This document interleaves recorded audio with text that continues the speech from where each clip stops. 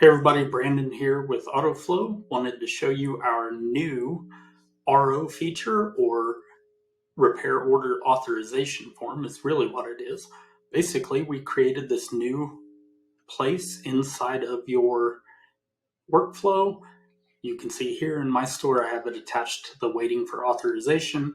What we do is we click on the RO, it opens it up, click here to generate, and it's going to pull the information from the shop management system, add everything up, shows the fees and everything right there, and then to send it off to the customer for authorization, click send authorization. This is what the customer sees.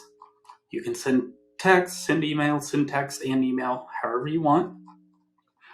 And then you can actually, when you do the setup, have your own disclaimer in there.